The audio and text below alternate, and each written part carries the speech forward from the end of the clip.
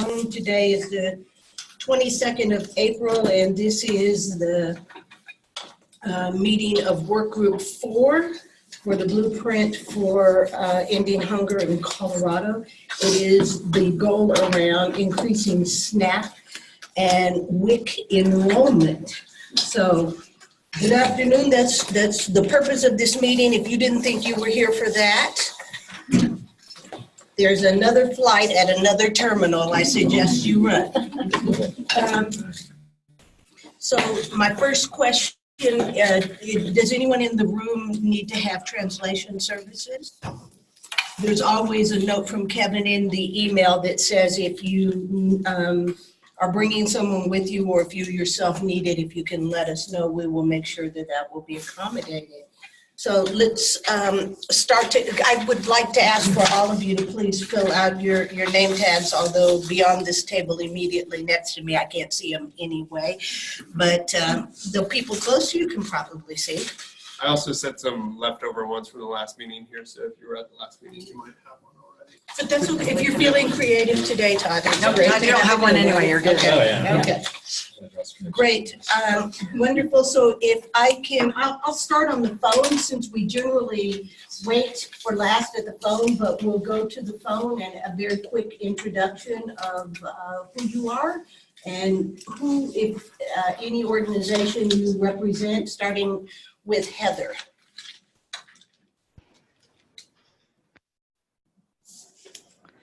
I'm sorry, Khadijah, can you repeat that last part? Absolutely. I was just asking for a quick introduction of who you are, and if you represent an organization, which one? Great, thank you. So this is Heather Beddinghoven from Benefits Data Trust, and I am the program coordinator for our Colorado work. Thank you. Christina? Hi, my name is Christina James, and I'm with FNS. I'm a senior program specialist with QC and Integrity, and this is my first meeting. So nice to meet everyone. Excellent, thank you. Welcome, and thank you for joining us. Then we have two numbers that are not identified. 1, 2, 3, 4, 5, 6, 7. I think that's probably not a number. And What is that? 6817. Hi, this is Rebecca Ornelas with HICPUS. Okay, Rebecca, is your number 5497?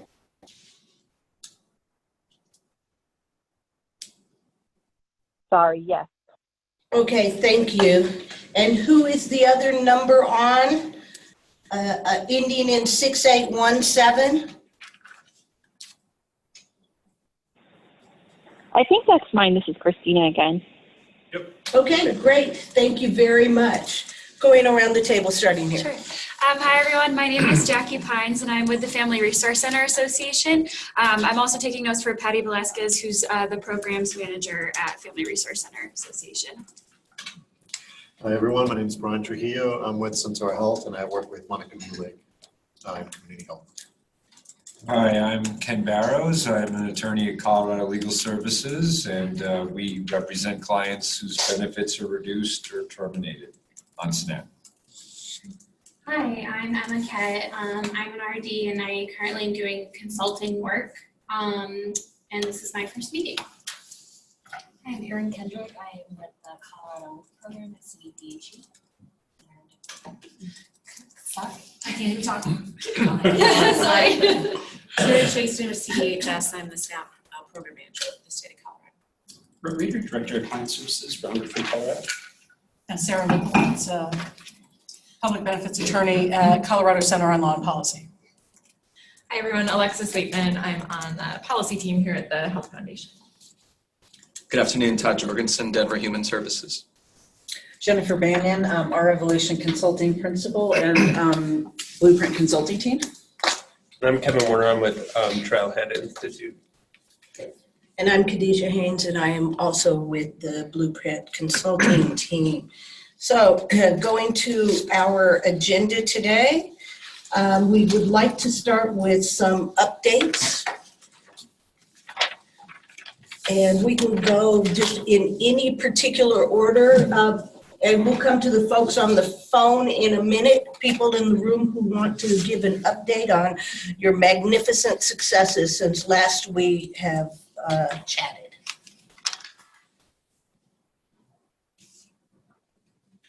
And everyone speaking at once is so confusing. Yes, I'll Todd. go first. Thank you. It may be lame, let me know, but I'll put my feet out. Thank you so much. So forgive me if I shared this last time, but I know I shared the report and some information about Denver's SNAP Access Task Force. What I can't remember is if I shared that we had given priority to one of the recommendations that came out of that report, which was to establish kind of a bi-directional feedback loop with customers. Fancy way of saying like maybe an advisory committee or something that would allow DHS, that would be sort of neutral, not something that we owned really directly, but that would be an opportunity for customers to give us feedback on their experiences in SNAP, as well as us to provide them with updates on that. And we're getting closer to defining what that looks like. And I just wanted to mention it here because I'm not sure when our next meeting is, but we might have, soon we'll be recruiting members. We're looking for a membership of 7 to kind of try this thing out for the first year for a pilot. And I could really use all of your help and finding some good folks for that. We're kind of, the way we're setting this up now as a criteria would be someone who's either obviously currently on SNAP, or we're kind of looking at a 9-month window where they could be off of SNAP, but had been participating in the previous 9 months. Do you have something that we can share among the group, like just a very quick paragraph or 3 sentences you can send and a timeline that you want? Yeah, what I'd like to do is just, if it's all right with everybody, use this email list. Yes. We should have the application. We're going to translate it into Spanish and Vietnamese, but we should have it ready pretty soon. And I could share that with this group along with some background and a specific ask about recruitment. So that I just wanted to kind of give a heads up that would be coming shortly, if that's okay with everyone, if I send that to them. Okay. In some of the neighborhoods that I work in, if you could do to Sudanese translation, and if not, we can Google and translate it, but that's a very large population that I'd like to at least get the word out to. Thank you very much. Any other questions for Todd around that?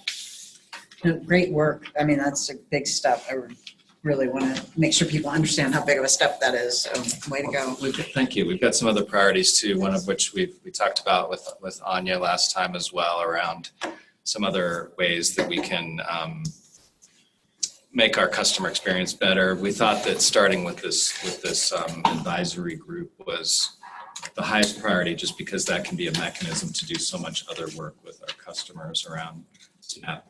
And potential customers or people that we'd like to have receive SNAP that maybe aren't enrolled. But anyway, that would be a first step to kind of address a number of different issues around the recommendations. So. We've had 3 new people join us, and Sandy's on the phone. Yep. Yes, I was going to get to that. Thank you very much. We do have new people in. I would ask for you please fill out a name tag so that we can know who you are. And can you please introduce, we have the green marker there. Absolutely. Thank you very much. Would you please introduce yourself and just let us know what organization, if any, you are representing? Also, I'm Anya with Hunger Free Colorado. And I'm Kate Casper, also with Hunger Free Colorado. And I'm Sandra Clark. I'm with the Food Nutrition Service Mountain Plains Regional Office. Excellent. And Sandy. Hi, Sandy Finmer. Sorry. Oh, yes, there you are, right in the middle. Yes. University of Colorado Medical School. Thank you very much. We, for those of you who just joined the room, we are just doing some updates on things that have happened in your area since our last meeting. Who's next? Yes, ma'am. This is Terry Chaston from CDHS. So we have been working on a regulatory package for October of 2019. We had a couple county worker meetings. We had a most recent one last month. We presented it. This was end of March. We presented the package to SubPAC, which is the county policy advisory committee, for comments. We already have some comments. We'll be making some changes already, we know, to the packet. Basically what's involved in that packet, we have some modifications to the hearing process, which is the piece that we've gotten some feedback on, so we will probably be making some modifications to that. We also requested and were approved from FNS to have what's called the reinstatement waiver. This is a waiver that Colorado currently does not have. Basically, what it allows us to do is to reopen a household's eligibility without requiring a new application if they take an action to restore eligibility. So let's say they were over income, they lost their job within that 30-day period. All they have to do is verify that with us and we can reopen it. It should really help with application flow in counties. It will help, obviously, our clients because they will not have to go through the application process again if they're ineligible for some reason. That does require a system change to our eligibility system as well as a change to our regulation, and that is online for October then, 2019. We changed some language in the regulation surrounding persons with disabilities. We had changed it back to disabled person to match the federal language, but now to more person focused. We switched it back to person with disabilities and made sure throughout the regulation that we also updated that reference. And then there's a couple other smaller like cleanup and tweaks. But after it gets approval from SubPAC, my intention would be to bring it forward to this group so you can also see where we're at. After SubPAC, and there's a couple other steps before it even gets to state board. So you will also see it prior to state board where there's still time for any changes. Thank you. Questions for Terry? Comments, kudos for her? Yes. Can I just ask a quick follow-up question? Todd Jorgensen, DHF, Denver Human Services. Thanks, Terry. There was legislation related but a little different. Senate Bill 245. Is that anything that regarding timeframes for SNAP appeals? Is that, yes. My understanding is that's helping us to get into compliance with our federal regulations. Yes, we've had a corrective action plan for the untimeliness of our hearings since about 2013. So basically, I'm not so good at this part, but it basically takes us out of some of this overarching state federal administrative rules and allows us to follow more strictly to our regulatory and the FNS guidance. So it is related to the cleanup we are doing to try to get into compliance with timeframes. And Terry, are the hearings changes that will be part of the regulatory package, are they contingent upon that bill passing? No. Okay. They are not. Hi, I'm Sarah Lipowitz, Colorado Center on Law and Policy. In our current legislative session, we are pushing forward or have come out in support of a lot of different bills that affect the low-income population. Some of the ones that we've been working on, if you've heard anything about eviction defense or extending the period of time for notice of eviction. Some others, wage garnishment and lowering thresholds and extending periods of time for notice on wage garnishment. There's been a number of bills going through with record sealing, criminal expungement. All these things are designed to help people further, their purpose in the workplace. And as far as SB 19-245, we've been monitoring that. Our agency has decided we have some grave concerns about it, and we're hoping to be working with our partners and you all to address those concerns as it moves through the legislature. We're concerned about the ultimate goal perhaps being an effect on the recipient's due process rights and limitation of their due process. Questions? Thank you. Others? Yes, ma'am. I can give a couple updates, they're not all related. One, just to piggyback on the legislative session update. Barry may have more of an update on this, but I believe the just over $1 million that was requested, general fund dollars to support SNAP outreach and enrollment did make it through the budget process, which is really, really exciting. The Health Foundation did provide some support directly to the Department of Human Services last year to help draw down those federal dollars, and the intent was to then get it into the state budget. And I don't think that ever happens, but it actually did. So we're super excited that that is moved forward. Congratulations to the department.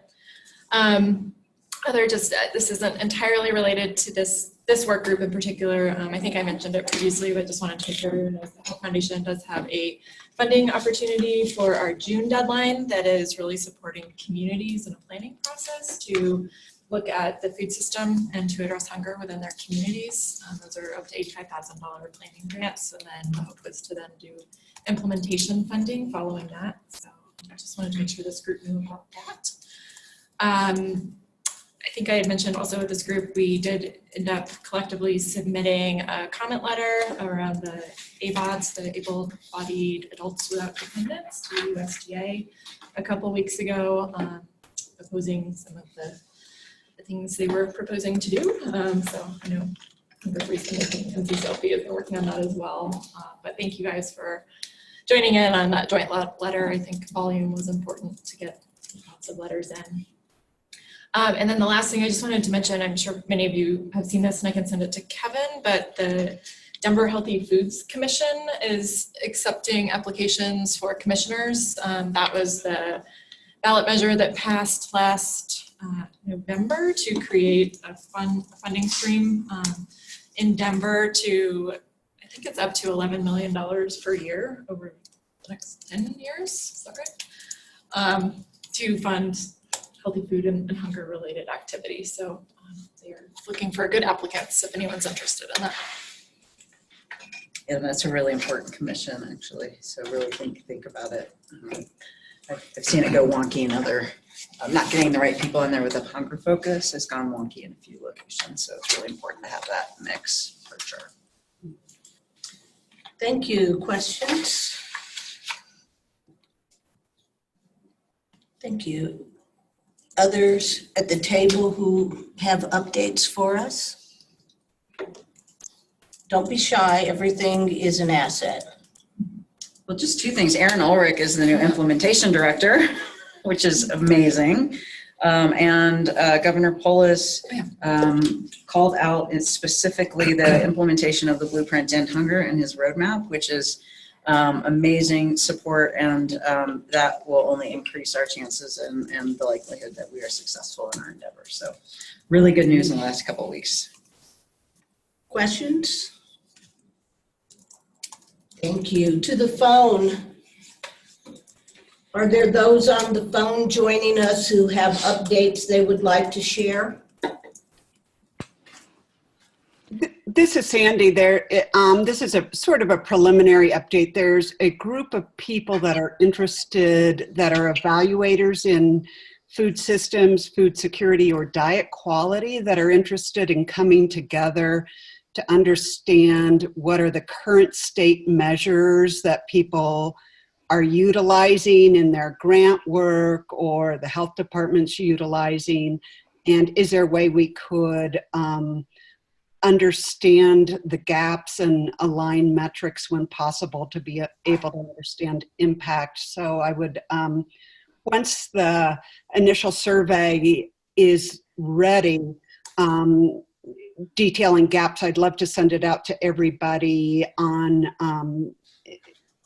this work group to inform what they know, and please send to others so we can do a quick scan. Thank you. Questions? Thank you, Sandy. Anyone else on the phone?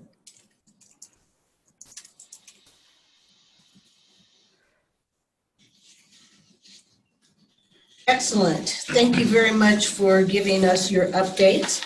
Our next order of business on the agenda is to have a quick discussion about our next meeting, so already forward thinking.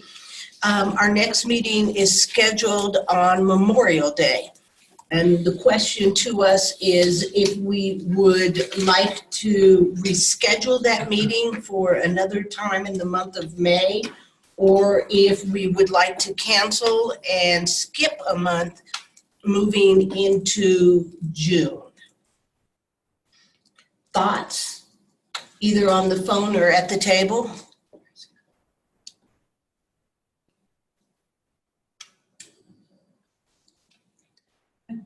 I'm here and Jack Regenbogen is not here, but I think he would probably still like to have a May meeting. I would agree. Okay. Still to have is that the general consensus on the phone as well? You can either just respond verbally or type into the group chat. This is Heather from BDT. I think we'd like to move to have a meeting, and just to throw out there, we plan on being in the Denver area May 15th for about a week on. So if you were to reschedule, we'd love to attend in person if you were to reschedule the meeting. Excellent, thank you for that.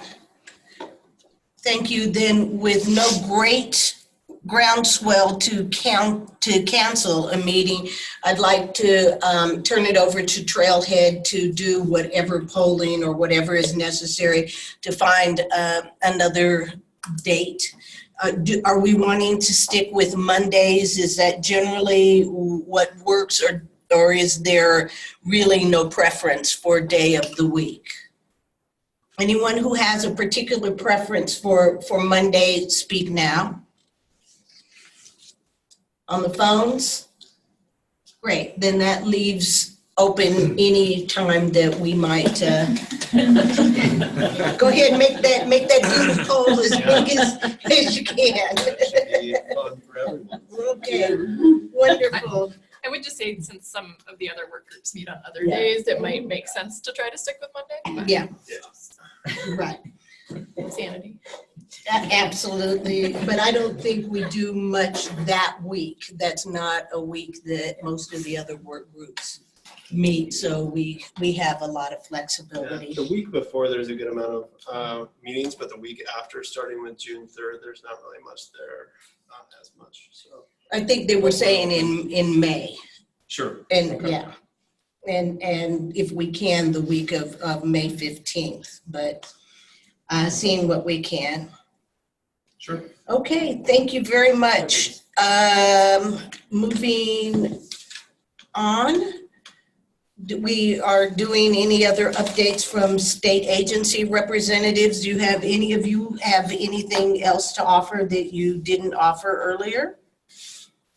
And just to, yeah, I know it stayed on the agenda, but we were specifically looking at one of the goals or strategies here was on improving cross referral opportunities between state and county programs. And I know this is just kind of a surprise. So if you don't have anything, that's definitely fine.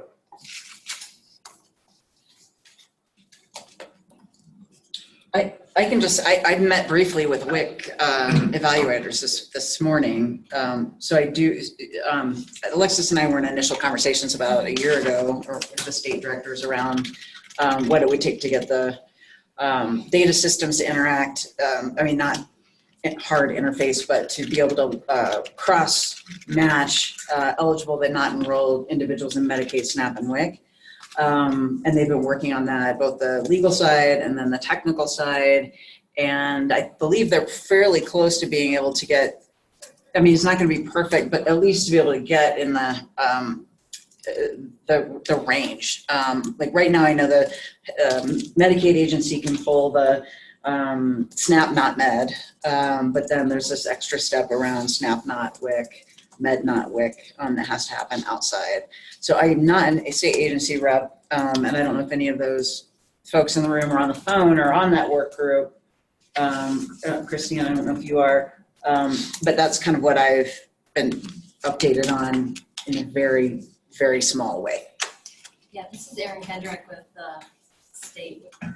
Not much more to add to that. But yeah, they are closing in sort of on the end of that evaluation piece between the cross-matching or triple cross-matching between CDPHE, CDHS, and HICBUF. But it's hard because there's no unique identifier between the three programs. So yeah, we just see what happens to that.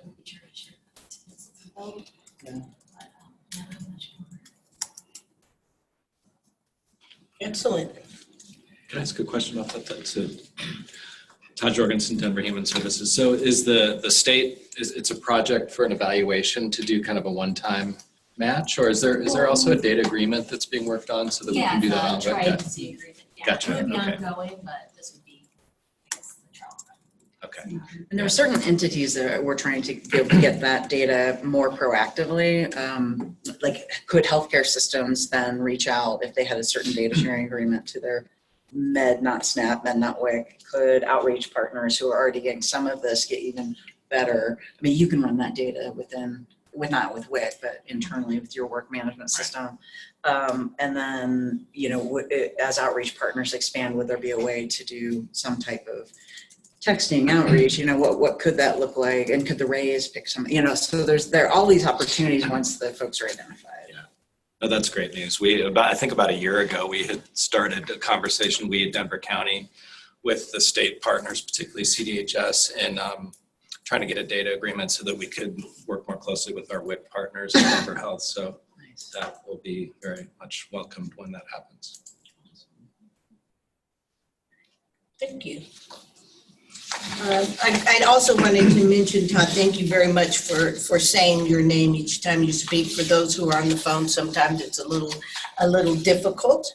So if you all might think about that to help folks who are joining us as you speak. Moving down our agenda, Anya, we have you down to have a discussion about child nutrition and reauth. Sure, thank you. So this is Anya with Hunger Free Colorado. I just sort of wanted to begin discussing this as a work group. We've heard from our national lobbyists that child nutrition reauthorization could happen this year. Big if, but that is of interest to this group because it would reauthorize WIC along with several other child nutrition programs like school breakfast, school lunch, which obviously is a different work group, but I sort of wanted to bring this up to the group. Is this something that we might want to engage in? And if so, what could that look like from our work group? Since especially with WIC, if we are facing federal policy barriers, this is a really unique opportunity to weigh in since the last reauthorization was 9 years ago. I think it would behoove us to start thinking about what those federal barriers might be and how we could potentially weigh in or be involved in the process. So I'll sort of open it up to the group if there are thoughts on that or ideas or just barriers that come to mind that we should keep in mind.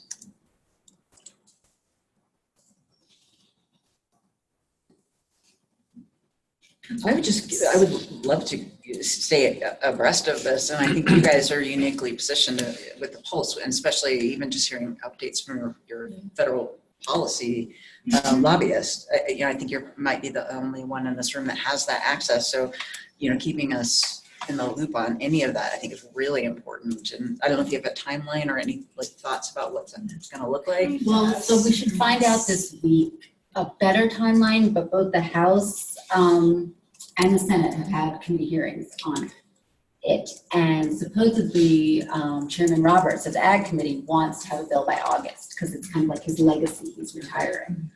So that's very iffy, but I do think we may be uniquely positioned to kind of be getting the updates, but I think with WIC being at the table here, our partners are uniquely positioned to help share any kind of helpful, or what the goals to come out of the reauthorization would be for WIC. And if there are experts, whether in the agency or real life experts that could testify or will provide testimony, since in the Senate, Senator Bennett is on the committee, and he's already reached out to staff has already reached out to me just saying, what do you want us to do?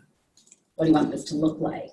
And so I think here we might have the, unique opportunity to be able to provide some real meat to the WIC discussion in this work.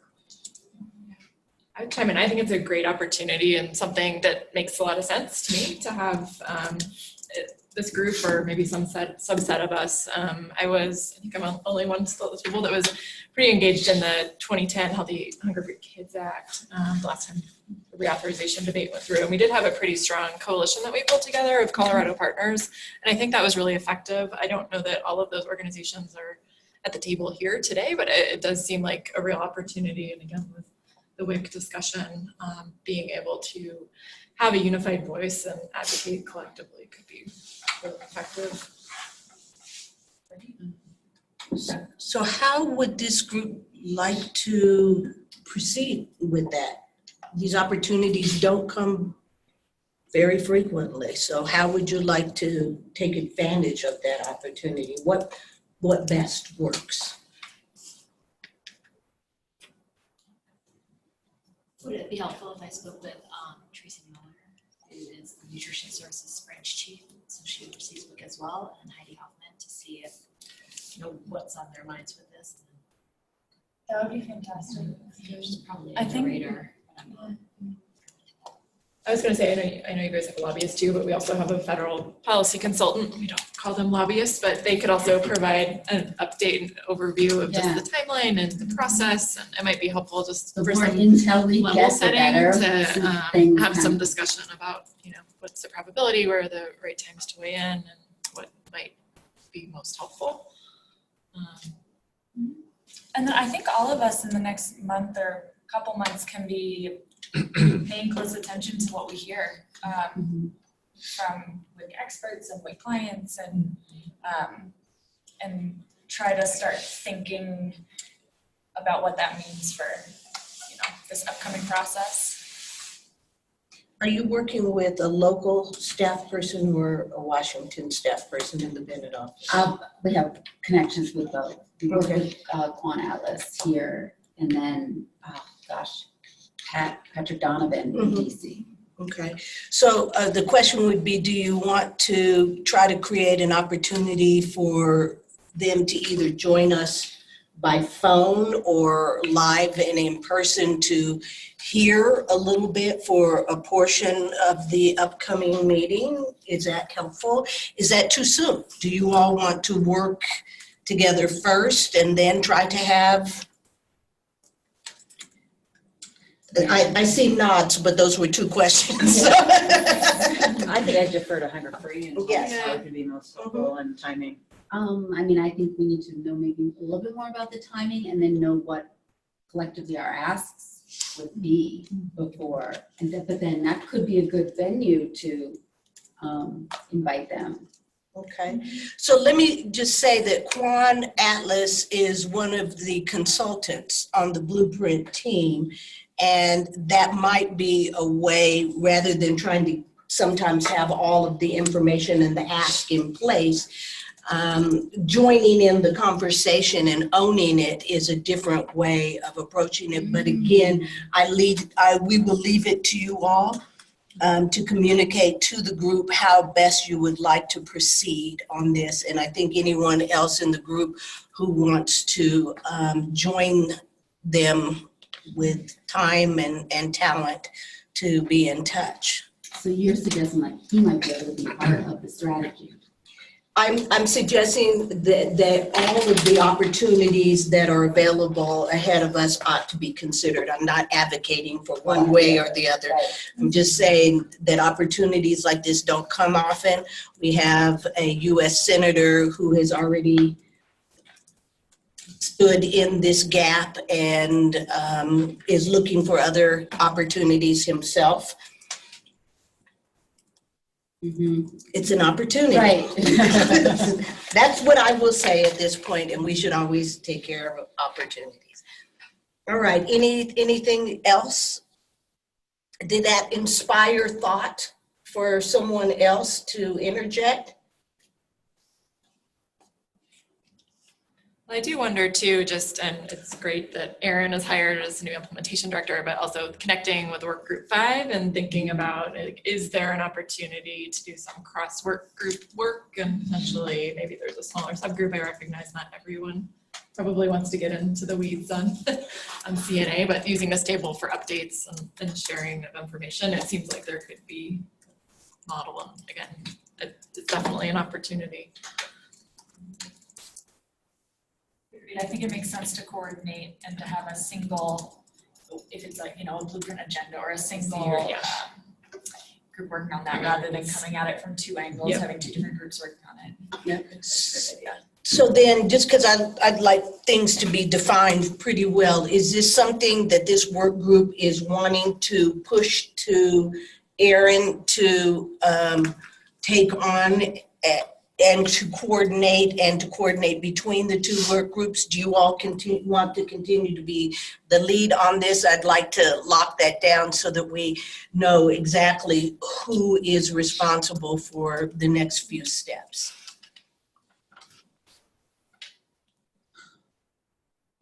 I think it makes sense for Erin to coordinate between the two work groups. I think we at Hunger Free Colorado can certainly continue to provide whatever federal updates we get. That's my thought. There's, I think, one other just consideration is, we can probably count the policy folks on one or two hands that would be really valuable. Or know kind of enough about what's going on. They do cross a couple of work groups, like Aditi from Children's Hospital isn't on 4 or 5, but we might want to put the opportunity out there for anyone who is kind of working in this space to be able to join in the conversation. And then Erin comes on the 20th.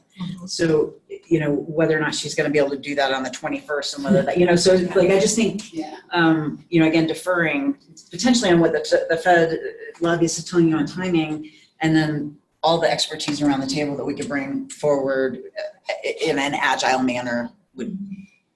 So go ahead, I'm sorry. Oh, I was just going to propose maybe we could, if people raise hands, like if you want to be involved, maybe we could pull together just a smaller group to discuss this offline, to think through the timeline and think about what makes sense to engage, and then or even just a big call, like you do some emails to everybody who wants to be engaged. Involved. Saying child nutrition reauthorization. That way we can have experts on the school lunch and summer meals.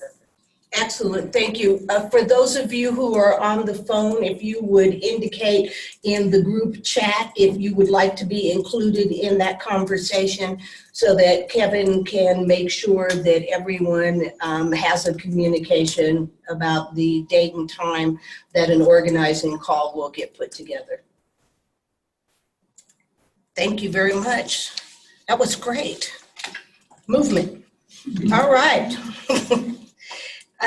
We have a presentation at 2 o'clock, and we may need to pause this next little bit when that time comes, but moving along our agenda and also in the movement and forward progress theme that we are on, I'm going to toss it to Jennifer, who is going to chat with us about prioritization and action, things to do. Things we can actually do.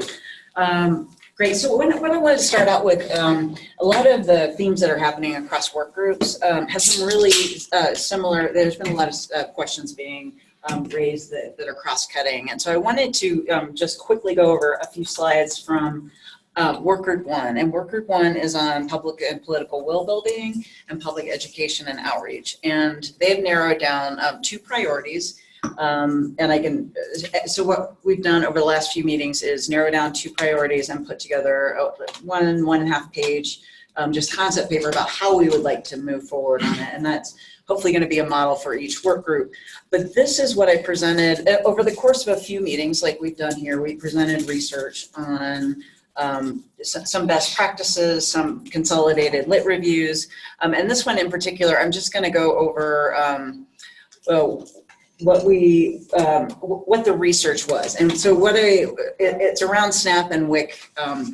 My part was on SNAP and WIC barriers and how outreach and marketing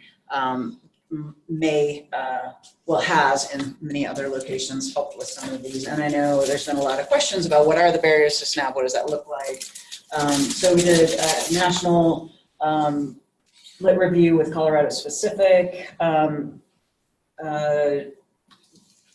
documents, kind of everything we had. I don't know if this is the right one? This was the Workgroup one slide. Okay, can you go to the next one? Just make sure.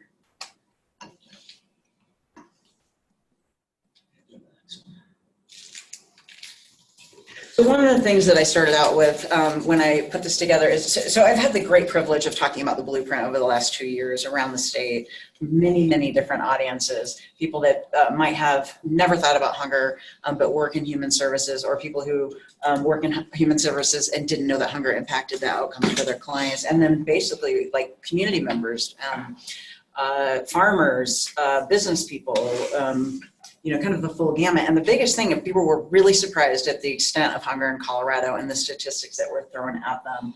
And what we noticed, it was when that happened, people wanted to solve the issue or become involved in that. They wanted to learn more about hunger and how it impacts, how they can get involved. And again, like very much wanting materials and like what's the next step. They, especially around SNAP and WIC enrollment, they were like, okay, we know this is happening in our community and we can see based on the data what happens when folks have access to this. And they say a couple things. Where can I get information and how can I talk about this? How can I normalize hunger and talk about it in my community? And how can I help with outreach and enrollment? So we have, clearly 2 years of information about what's happening in Colorado. So then that's really driven Workgroup 1. So then I put together research on barriers to enrollment, and most of these, so you'll see the parentheses. So Workgroup 1 is going to work on one of the biggest things, and this again is national research, local research. People don't know about the program. There's just a real lack of awareness about the programs, what they mean, what they do, how they can improve their situation. Most people don't know that they're eligible. And again, these are the folks who are eligible but not enrolled. And that's something Workgroup 1 is going to work on with SNAP and WIC posters, and I can answer any questions about that. But certainly that informs some of the work that we need to think about as we talk about moving us to the top 10 state in the country. Lack of application assistance. And I think we've talked about this, I think it's extensively in the blueprint. It's a lot of the questions that I get asked, why are we so low? And I always refer back to, we can solve this because we solved it in Medicaid. And when we did that with Medicaid, we had application assistance on the ground and in communities and in places and spaces where people gather and have trusted relationships. So that is certainly a Workgroup 4 piece. But again, this was the consolidation of everything people wanted to know. The perception of stigma, perception or reality that benefits are inadequate and not worth the time. So there's a lot of information about people saying, well, I hear that you only get $15. And that is true of a very small subset. If we've worked in this field long enough, we know the average is about $126 a month per person. But there's this perception out there because it is true for some people, and that can get out. And then there's the issue of red tape, which I think was really well documented nationally, and I think Denver's task force, on the SNAP task force, talked about that. I think all of us know from experience working with our constituents that is certainly something that needs to be a part of how we improve enrollment.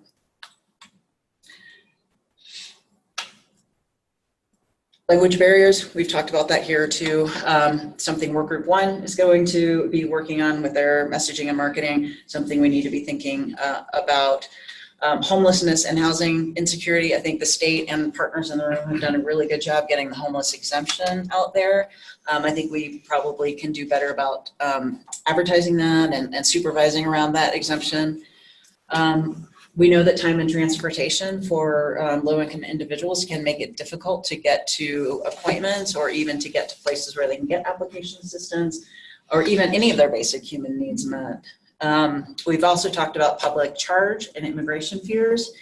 So we're going to be taking some information, a really great poster from California that is very, very simple and straightforward. We have permission to basically take their full language and get out a public charge poster. A lot of folks think that the program, that others might need it more than they do. There's not a realization that this is uncapped. It's very similar to Medicaid. If you're eligible and you get it. So there's that perception out there. A lot of folks think that if they're working, that they can't receive SNAP, even though we know that there's the reality of livable wages not really keeping up. There's a great high percentage of people on SNAP who can work, do work, and it is a work support program and it allows people to continue to work. But there's, again, that public perception piece. And then the difficulty in completing the interview and appointment process, and that's certainly something that would be in our solutions. Is that it? No, I lost connection, sorry. That's okay. And again, I'm kind of going over this because these were questions that have been raised kind of over every meeting. There is a OneDrive that will have all of this research and all of these slides for Workgroup 1 that you can certainly access. Some of it has behavioral science work on WIC and SNAP enrollment. Some of it is just the consolidation of national research, some of the state research that's been done. I'll pull up mine. Just look forward from there.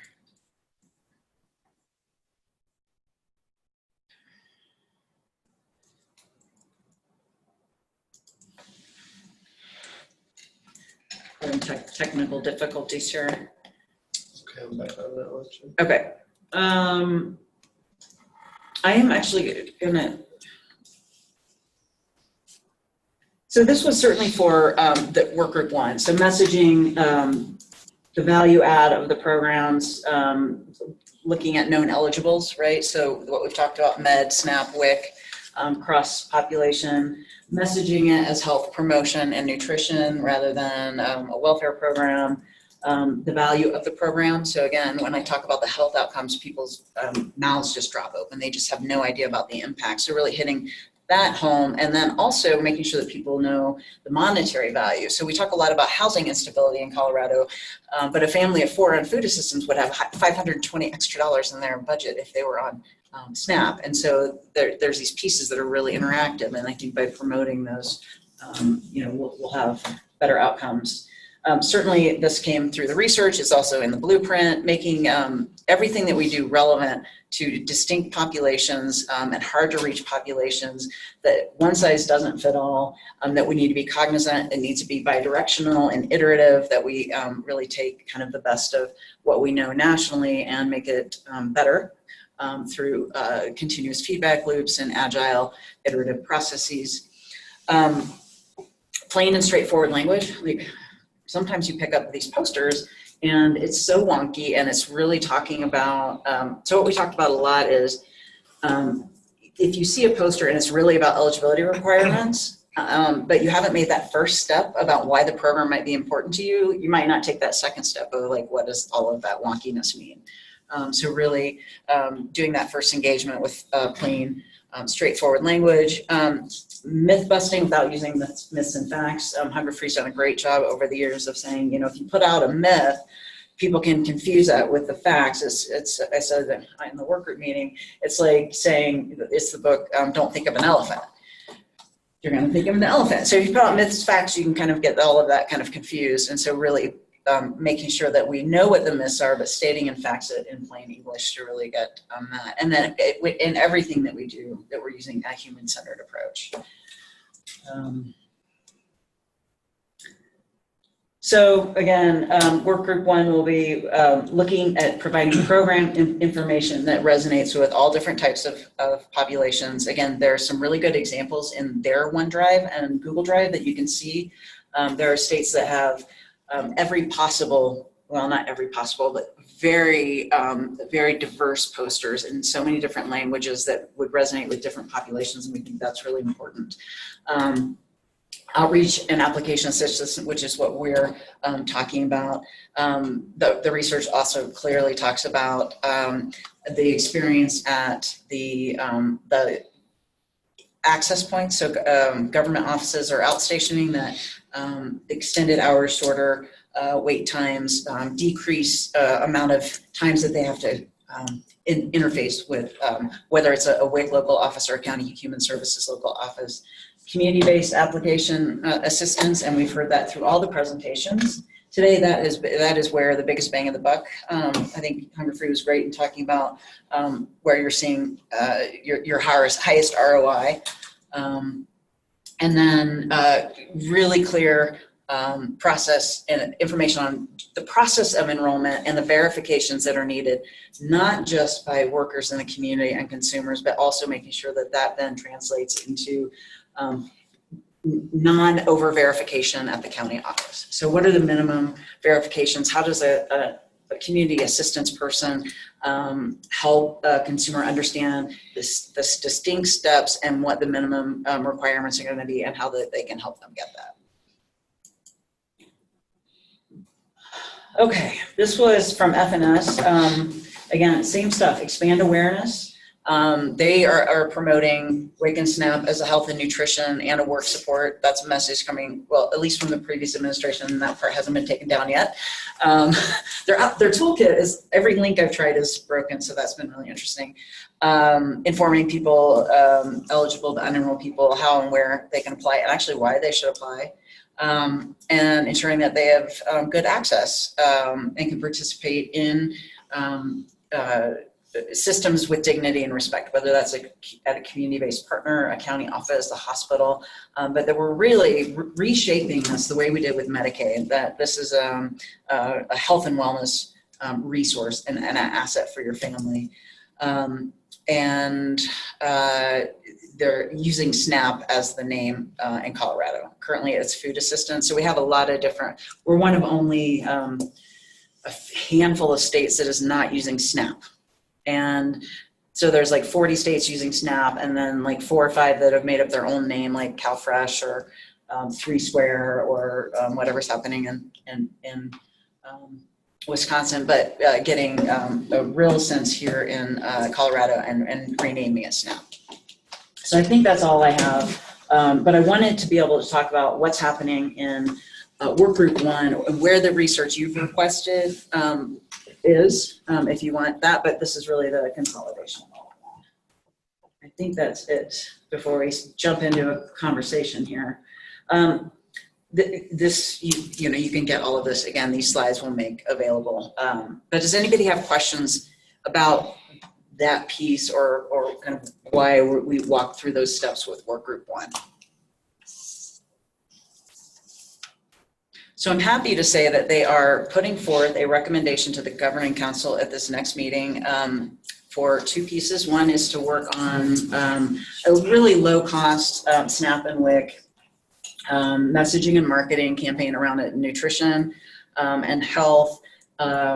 We've got some great examples from other states, not looking to recreate the wheel, not looking to do a massive market research, but really just getting some really good things out there that then will compel them to ask the questions of the community and call Hunger Free, that it resonates with the person who's eligible, and then gets them to make that next step. The second piece there we'll be bringing to the Governing Council is a recommendation to pursue a public and political will building campaign to really do public education around hunger, because we've seen that be so successful in public health initiatives, anti-smoking, marijuana. We've seen affordable housing really kind of kick our butt on getting public and political will out there because they've done those campaigns. And so kind of pushing that forward as some core strategies. And so what we'd like to do today is let me shut up and we can kind of look at the strategy of moving Colorado from sort of in the lower 20% of states to top 10 in both WIC and SNAP, and what this group would like to prioritize or think would be really good next steps so that we can move forward in a really thoughtful, actionable way. And it's really hard for me to stop talking, as everybody knows, but I'm going to, and I'd love to hear, what do we want to prioritize? And again, we will be taking a break at 2 to hear from Parent Share, because they have a slightly different model than the rest of it. So there's 4 state outreach partners that have, and 3 that have longevity and larger scale projects. And that's Hunger Free Colorado being the largest, Benefits Data Trust being the second largest and longest running, with Hunger Free's way longer, and Parent Share that has done a community-based model of outreach and application assistance in El Paso County for several years, and they've been very successful. So we're going to hear about those from them in 5 minutes, but then we'll have a chance to really talk about how do we want to tackle this movement to the top 10. And I'm happy to whiteboard it, ideas. One of the things that you'll find in your packet is the how we get there. The great thing is bullet point 2 under how we get there has been achieved.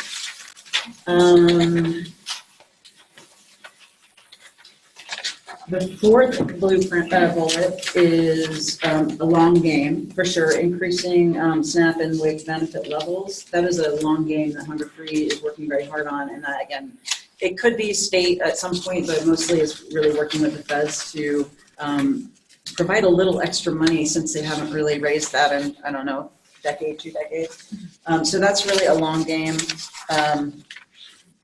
And the improving cross referral is really, really well underway. So, I would propose that like 1, 3, and 5 are some areas that don't have much coverage. And I would certainly say that 1 and 3 are very, very similar, and that's where we'll move the numbers, like on a concrete basis. So, do we want to see if they're ready to go early? I don't see that they're not. Okay, I'll just let everybody read this, and then we'll let them present, and then I'll get on the board, and I will not talk anymore. Quick Jennifer? question. Do RAISE participate in any other work groups? Yes. It's Sandy.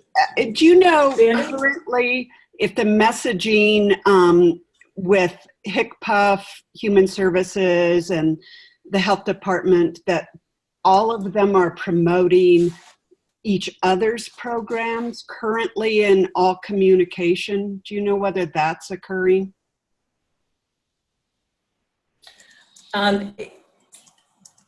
Those discussions are luckily happening, and I think good. When we look at, there's like the systems level, like direct to customer, consumer, the messaging that is in the posters and the collaterals, and then there's this other piece where state agencies are looking at cross-enrollment texting, mailers, potentially robocalls, and where counties are working on, once you identify who's EB&E and on one program or not, then which one, and I would propose that all of those strategies, text, calls, posters, mailers, all of those things.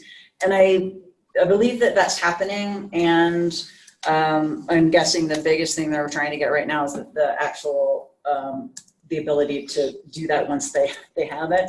But I do know that there has been some pilot testing that has been very successful, and then the state agencies will then decide, and individual counties will decide how they want to do that in a systemic way and in a sustainable way. Brian, you had a question? I think Alexis answered. If any of the RAISE participate in one of the work groups? I don't think they are. No, the RAISE are going to be critical in this. And I think that HICPUF, and I'm not going to speak for HICPUF, they can probably weigh in. So it's the imminently solvable social determinant of health.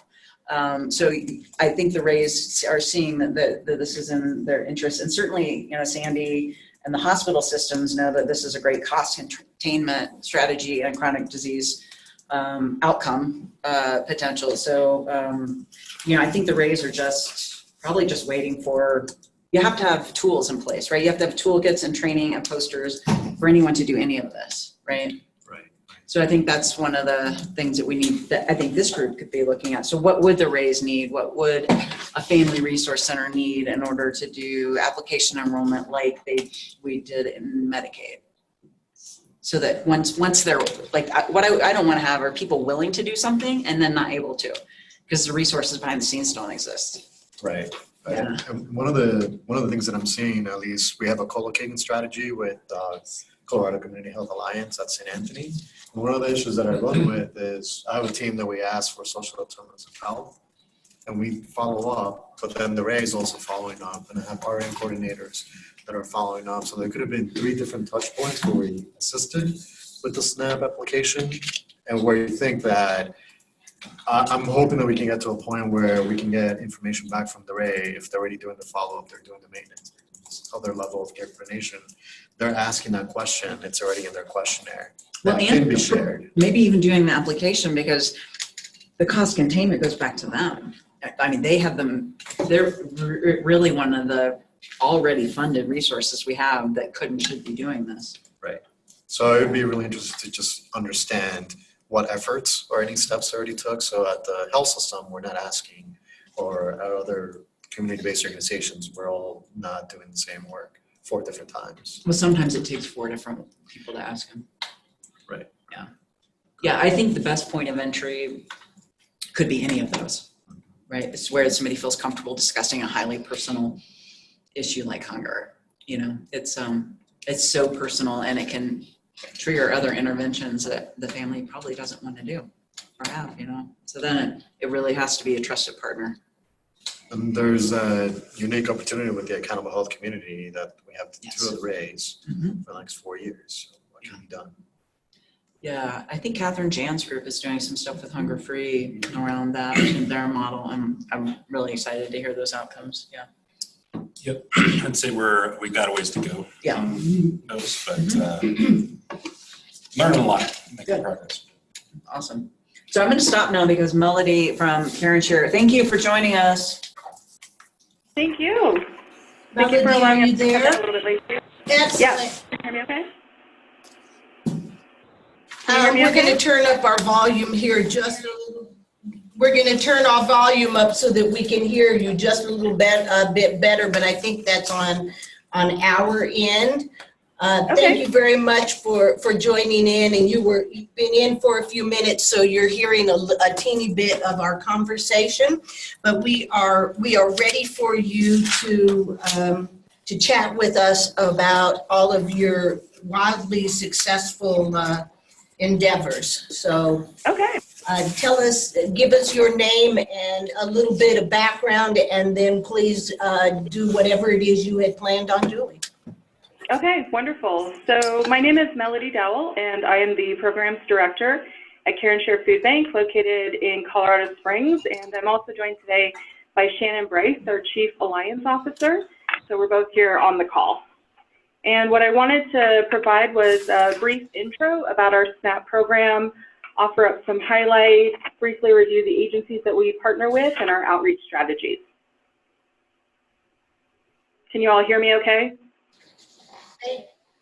Yes, we can. Thank you. And what we will do is hold questions for you until the very end, since you are online and you can't see what we are doing.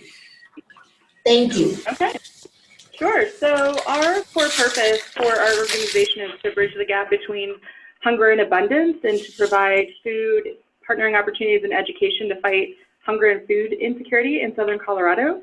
So SNAP is a critical component of this work, and we utilize a unique model where we partner with county departments of human services, volunteer ambassadors, and a variety of agencies to provide SNAP outreach assistance. So our numbers have steadily increased over the past several years, and we're on track to submit 1,650 applications before September 30th. And this is an increase over last year of 450 annual applications. So most of our contacts with applicants result in new applications submitted versus reapplications, which really only account for around 10% of our contacts. And then we also partner with correctional facilities, and so those applications account for about 18 to 20% of our monthly numbers. We utilize 2 full-time staff members and a team of volunteer ambassadors, And so we regularly submit about 100 to 150 applications each month through Peak Pro. So our agencies that we partner with, either directly or as sub-recipients, include resource centers that offer emergency food, clothing, vouchers, and transportation. We have our partner food agencies that are already set up, so food pantries, where we go in during their distribution times and meet with applicants. We also partner with healthcare centers, harm reduction resource centers, correctional facilities, and then we plan for the upcoming fiscal year to partner with opioid addiction treatment centers. So there's really just a variety there. So the majority of our partner agencies for this program are located in Colorado Springs, but we do have partners in Pueblo and Teller counties, and we're expanding our outreach into Fremont County this year.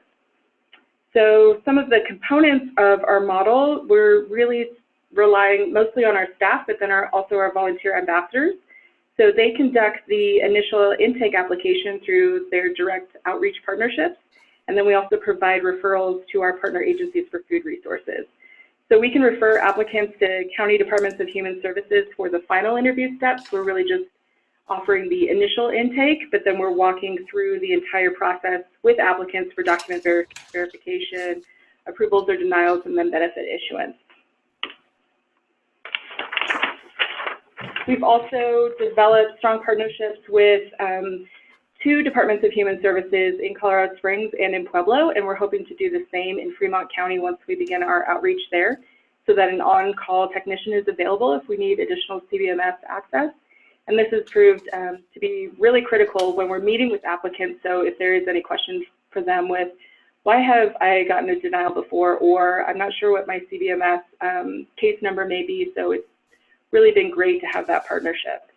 And then finally, we engage in person-centered delivery. So our SNAP staff are also available to provide application assistance over the phone for those applicants who are homebound or they don't have the transportation maybe to make it to one of our service locations. So we've got a number of outreach strategies. We have MOUs in places with sites where we provide training for them to conduct outreach and application assistance. And under this model, these sites are considered subrecipients of Care and Share, and we serve as the main point of contact for the state to set up ongoing Peak Pro access. We assign different subrecipient tiers, and we found that this is very useful for sites that may not necessarily have the capacity to do, say, 10 outreach events, but they could do 5. So we really work with them on what tier is appropriate for them. We also participate in resource fairs through local organizations, and these can happen at healthcare centers, schools, homeless coalitions, and pantries to make people aware of SNAP assistance options.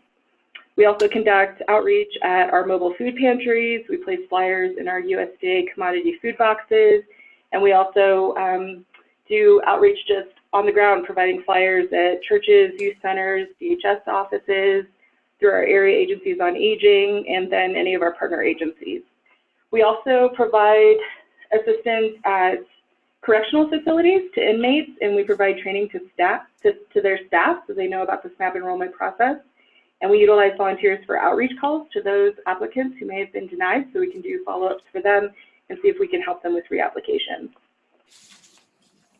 We also have a number of staff who are out working directly with our partner agencies, so they're trained to speak about the SNAP program and to let those agencies know about options that are available for them and for the people that they work with. So that's a high-level overview for our SNAP program. Excellent. We're open for questions. This is Brett with Hunger Free. We have a subrecipient model too, and I was just wondering if you guys have found certain characteristics of your subrecipients that tend to lead to them being successful or not.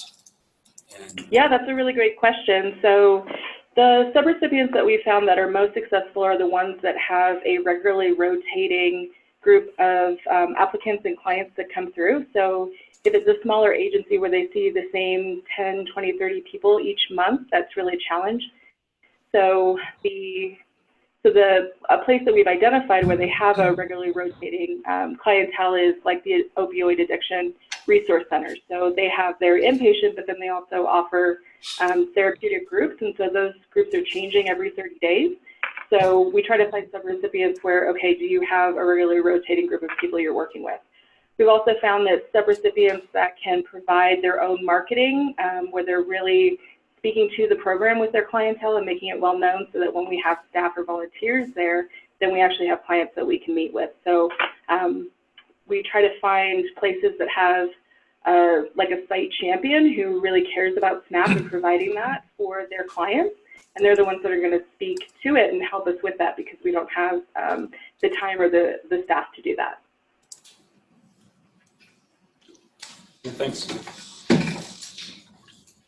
It's really impressive, Melody. I was wondering if you could talk about your training and onboarding of the ambassadors and the longevity that they have with you. Once they're trained, do they stay? What does that look like for you? Yeah, that's another really good question. So we've tried a couple of different places like senior resource centers, places that have volunteer programs where they're trying to place them into volunteer positions. And so most of our success has been with older adults who are retired and have the time and the computer savvy too to volunteer in this program. So we're also looking into students, like graduate students who have some sort of internship requirements, but their time can also be limited. So when we do our outreach for volunteers, we're really asking that they commit to at least 6 months to a year, because that onboarding is a steep learning curve. So we're currently working with CDHS to build a volunteer manual, and we've started that on our end, and they ask that we provide that information to them too, so that they can add to theirs and use that hopefully statewide. So our training involves going thoroughly through the policies, how to work through Peak Pro, the types of questions that we should be asking our applicants. And then we also do a lot of shadowing. So the volunteers will have 1 or 2 of them that are actually shadowing our staff members, and we found that that's very successful too. Melody, this is Khadijah. Can you, is it appropriate for you to offer those materials to this work group? Yes, we're sharing with CDHS. I think I saw a lot of people taking notes excitedly, and so I think to have that resource would be helpful. Thank you. Yes, definitely. When we have that more refined, we can do that. Excellent. Todd? Well, thank you. Melody, that was great information. Thanks for sharing. I could maybe take this offline, or we could talk further in our work if I don't know how much more time we have for this piece, but I'd be interested in just your, and this could maybe be a question for Hunger Free as well, kind of in this outreach model, particularly the work that you're doing with El Paso, Pueblo, and Fremont counties, what are some of the, I don't know, for lack of a better term, opportunities and challenges and kind of the county Department of Human Services fitting in that model? Specifically, what I'm trying to get at is, I think we know that there is some risk of losing an applicant without that kind of warm handoff or that easy handoff to because of the SNAP requirements, or that a county needs to do the interview and push the button that says they're eligible. How can we kind of improve that model to have, given the regulatory framework we have, how can we work with you more closely to make that as seamless as possible for recipients? I think that's a big question for me, and through this work that we're all doing together that we probably can't answer right now, but I'd love to hear if you have any experience with your 3 counties around that. I like the idea that you said about Fremont County and having an on-call worker that maybe they're just available when you need them to call them up. Yeah, so that's really been critical, and we've relied too a lot on Max at the state to do a lot of the communication with the counties, but we have other programs where we partner with these specific counties of human services, and so it seems as though they've really recognized why what we do is critical and relieves the burden on them, and so we come at it from that perspective. And so when we're sitting there with the applicant and we can do that warm handoff to that on-call technician, then they're able on the phone to say, these are exactly the documents they need, and we reiterate that too, and then also set up that appointment on the phone. So it seems as though they've really recognized, hey, we're not gonna, by having that relationship, we're not gonna lose that applicant somewhere in the process where they do this first step and then it goes nowhere and then they don't follow up on their appointment. So for that applicant, I think having that human element there where it makes it less intimidating because it's not necessarily, as you all know, not necessarily a user-friendly system, and it can be intimidating to go to those departments. Having that relationship has really helped.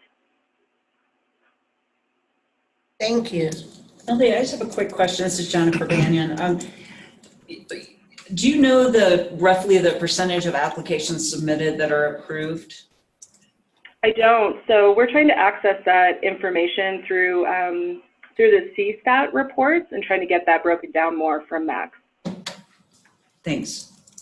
Yeah, and that's something that we want to see more regularly also, so that when we have a volunteer here who can make those follow-up phone calls, then we can look into our system and see, okay, here are the people that have applied but may not have necessarily been approved for it, so we can see if an opportunity for reapplication is there.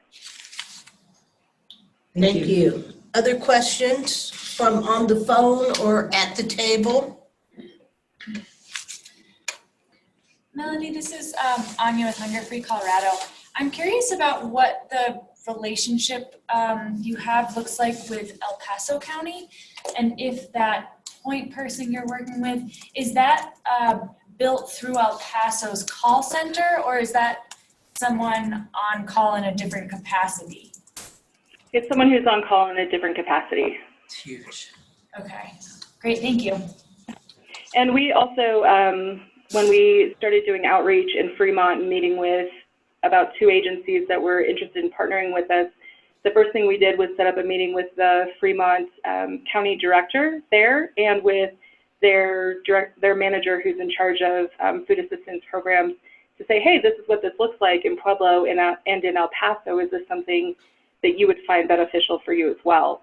And they were really excited about it. So I think if they can hear, hey, this will take workload off, but in order for that to happen, to have that relationship and to have that warm handoff is really what makes this successful. One more question on that. So is contacting that on-call point person at the county, is that part of the regular process? So as soon as you're finishing an application, are you always referring to that person to schedule an interview? Or is it only in cases where there's a question that comes up or there's a point of confusion? No, we're always trying to call. Cool. Yeah. So for us, Todd, it's actually Denver's one of our better counties working with you guys. You know, Juanita's on site a lot of times.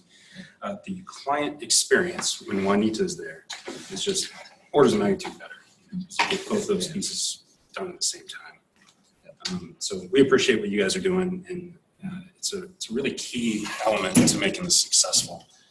Having county and application assistance together. So I actually have a question for the group too. One of the challenges that we found in our training is having a lack of access to test cases. And I was wondering if this group utilizes test cases in their training, and if anyone else has had a problem with that. I'm sorry, what was it? Test cases. Do you mean like scenarios, or are you talking about like user, the So sandbox and Peak? Yeah, so like a sandbox. So when we're in Peak Pro, there's actual test cases there where we can go in and we can make changes without actually making changes to a real person's case. And then that way our volunteer can see the entire walkthrough from start to finish.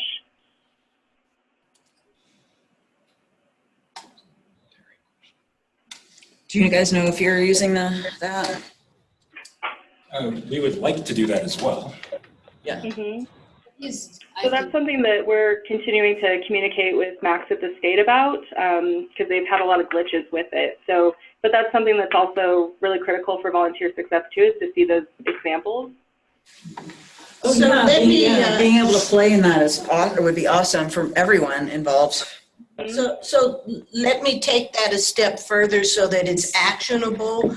Who is in a position to address that? And can you? So this is Terry Chasen from CDHS. So Melody keeps referring to Max, and that's Max Young. She is our outreach coordinator, so she reports to me.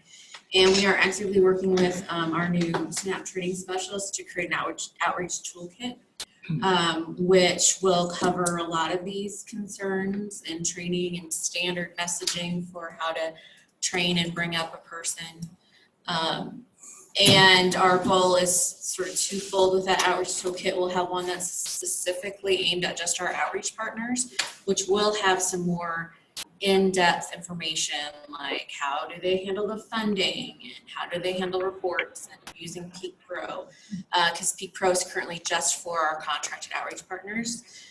It basically is just a window, it's just a way into Peak to help us track information. It doesn't really provide much outside of that, that regular Peak, that users can get through regular Peak. So that being said, then we can work on, you know, various training modules within our outreach toolkit. Eventually, we hope to have it on our website. That's probably a year from now, but we're gonna have a hard copy, hopefully by June. So I can bring, my intention was, once we had it drafted, was to bring it to this group, but I didn't want to commit to a date until we actually had it drafted. Certainly. I want to put a finer point on that because I think what's being asked is can there be some more or additional test cases that those who are actually doing work right now can access? Is that possible? Right now, I'd have to check to see with OIT to see if that's even possible. I don't know how much that can be extended outside of state or county staff. Okay, and you can get that answer for us though and let us know. And you can either email the entire group or again, email. But is it a Kevin. request outside of our outreach partners? Because it does sound like Melody's already asked that of Max. So I don't want to duplicate a request that Max is already working on. I think, Brett, you said that you could use it. Is that? Yeah, Okay. We've been talking to Max too. She's aware. Okay. All right, I just want to make sure that when there's an opportunity that we address if there is something actionable immediately or if it is already in process and what the timeline is so that we have some expectation about movement on all of these things. Thank you very much for that. And if there's anything to report, I'm certain that you will provide that to us. Excellent. Melody, do you have any other questions, you and your colleague? No, not right now. And we're always looking for volunteer outreach strategies. So if anyone has had any particular success with certain types of groups, I would love to hear about that. But other than that, I don't have any other questions. Thank you. Anyone have anything to offer back to Melody on that? Melody, this is Sandy Stenmark, and when we had a meeting at Children's Hospital, it was really interesting to hear that the people that were enrolling patients in Medicaid touched more patients than the community navigators. So I think finding the in the health systems who's in charge of enrolling in Medicaid, that may be a great touch point of people that could be SNAP eligible and not enrolled. That's wonderful. Thank you. Great. Anything else? All right, I think then we will go back to the place where we took a pause, and that is with Jennifer moving us through some actionable things to look at out of the 6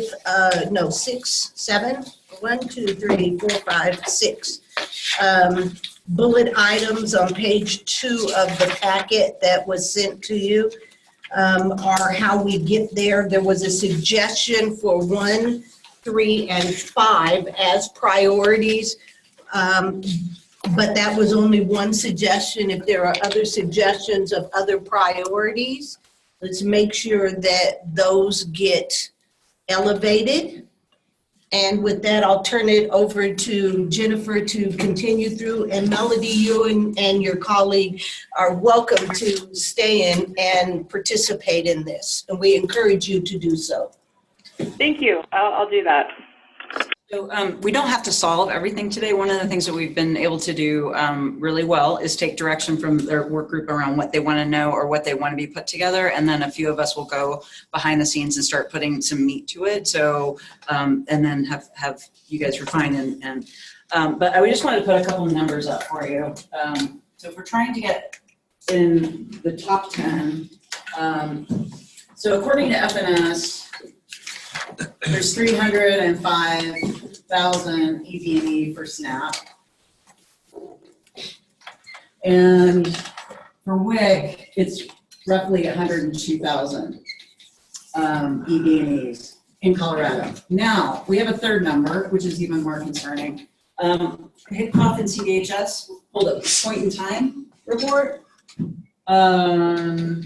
December, I believe it was December or January. Jennifer, I'm sorry to interrupt you. Can you use a darker marker? We're trying to get you on the camera and that doesn't show up as well. Thank you. Yep. And it still may be difficult, but if we can. I hope this is a whiteboard. Okay. Yeah. 305. Okay, can you guys see that? Yes. 102 in WIC. And 646,000 med, not SNAP, at or below 130% FPL. So we're somewhere probably in between here. But this is the real-time data with 646,000 people on Medicaid in Colorado at or below 130% FPL who are not on SNAP. So regardless, the blueprint's saying top 10 states, we need to move from 60% PAI to about 90% PAI, which is about 40,000 people a year enrolled for 5 years. To get to top 10 in WIC, that's going to be about 75%. And I unfortunately do not have the number that we need to do over each year. So that's and this is doable. We just heard that Melody with 2 FTE just generated 1,600 applications.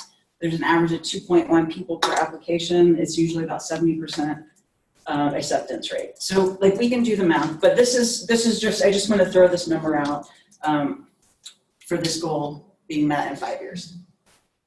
But let's concentrate on this one because this is the one where we get federal bonus money. And then this is just icing on the cake. This one is already intimidating, right? So just a clarification, the newest farm bill eliminated SNAP bonuses. So I'm sorry? The newest farm bill eliminated SNAP bonuses. And we will hope that that will be put back in 2 years. Yeah. So I think Khadijah asked a great question. So the reason why I was saying maybe 1, 3, and 5 is because we've already accomplished number 2. Number 4 is a very long game, and that's a federal rule change. And the last bullet point is really being worked on at the tri-agency, well, actually the quad agency level in the governor's office. But if we want to put more oomph behind it, I'm sure it would be appreciated.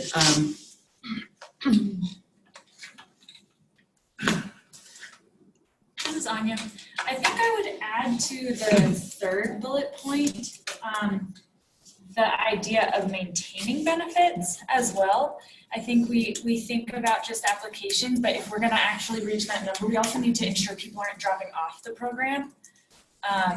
And so I think it makes sense, and it can be part of that, I don't think it needs to be its own thing, is reducing churn, reducing people that fall off the program, whether it's for missing a recertification or a form or not being able to get in contact with their county or finish the process of application or because they're sanctioned. Mm-hmm. That's also something for us to think about is how can we also ensure fewer people are losing benefits through that? Yeah, churn's a big deal because if we want to increase PAI 10% and we need to reduce churn 10%, you know, in some way to help the counties maintain that caseload. So I think that that's definitely a strategy at the system level for sure. And I don't know, this is Ken Barrows from Colorado Legal Services. I have a lot of clients that come in and they're in because of recertification problems. They haven't gotten in paperwork. I mean, maybe this isn't realistic, but it'd be easier if the process were simpler. And I think it's the written materials, yes, they probably tell you if your income changes, do this. But a lot of clients, I don't know if they don't read that well or they just don't read it. But I've had, for example, I've had a few clients, they were getting a certain level of SNAP benefits and they had Social Security. And then they got some VA benefits. Throws off the whole calculation. They get less and they get very frustrated and they may not apply again, even though they're still entitled to maybe some benefits. But I don't know, it's hard to, I think, for me to assess sometimes how capable people are doing it. I mean, I have clients, they have trouble coming up with, I've told one client, it's not SNAP actually, it's Medicaid benefit, HCBS, but you know, she wrote 2 large checks 3 years ago and I have her bank statement and it says, you wrote a $10,000 check and a $15,000 check. It was from insurance.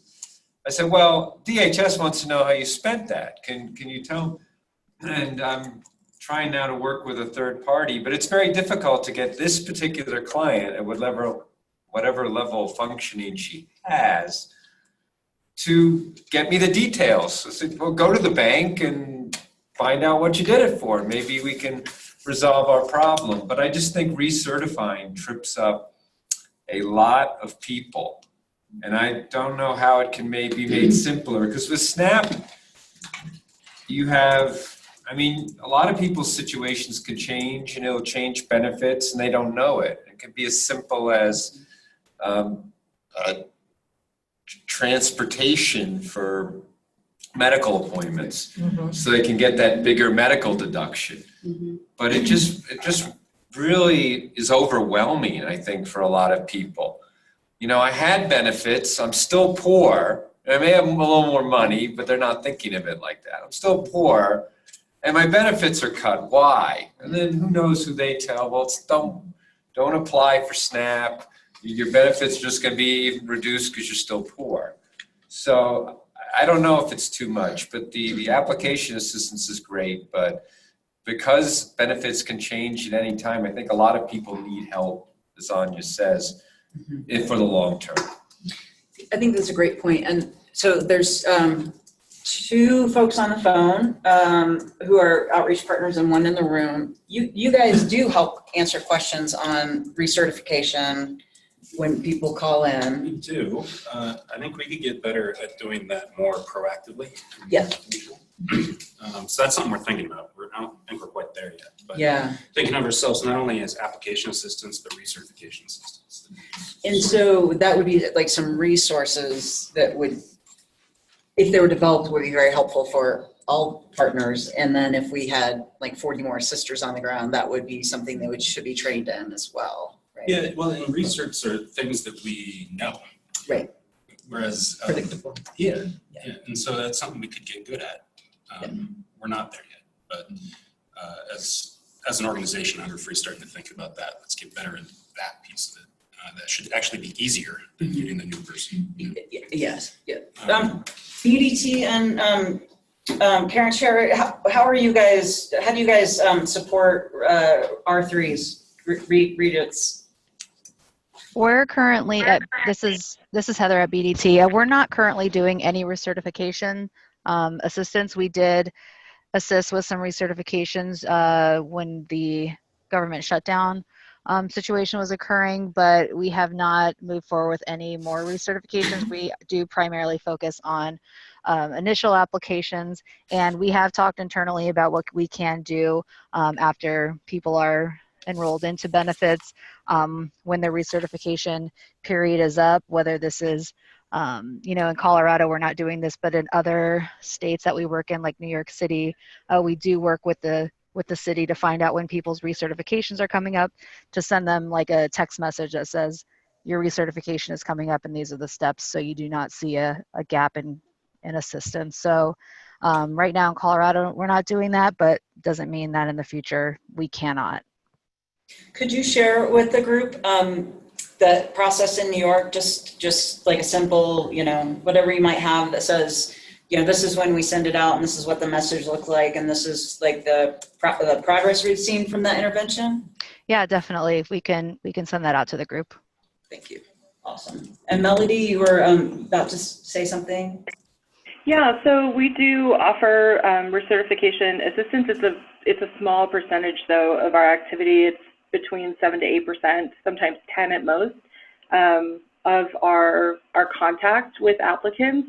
So if we have the manpower, and I would really like in the future to be able to do more direct targeting to people who can recertify, but the clients that we do the initial applications with, they do come back to those organizations to see us again when their recertification time approaches. So as a facilitator, my role is to stay fairly neutral, but I will say from lived experience myself and from those who I'm very close with, it is the recertification that is the point at which you're going to lose more people than at any time. That is the most vulnerable point. Even the initial certification is not as vulnerable as the time to recertify. So I'm happy at another time when I am not facilitating to offer anything that I can toward that conversation. No, that's great.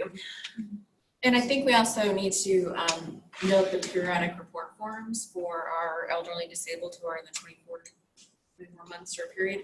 Sometimes a lot of the data we have is that that's even more problematic than a recertification. And I'll just say anecdotally from when I was doing application assistance, the folks that would come to us for help with recertifications, once they did that once, we would hear from them every 6 months. Like once that process worked, we have very few people that we recertify for just one-off. Often you go in and recertify and I see, oh, we've done this 4 times for this client. So I think it's really promising. Like once there is success, I don't know that there's data to back this up, but I think once there is success continuing on the program and it's not a horrible experience or something like that, or there isn't that gap, I think there's the potential for that to really build habit going forward. So like there might be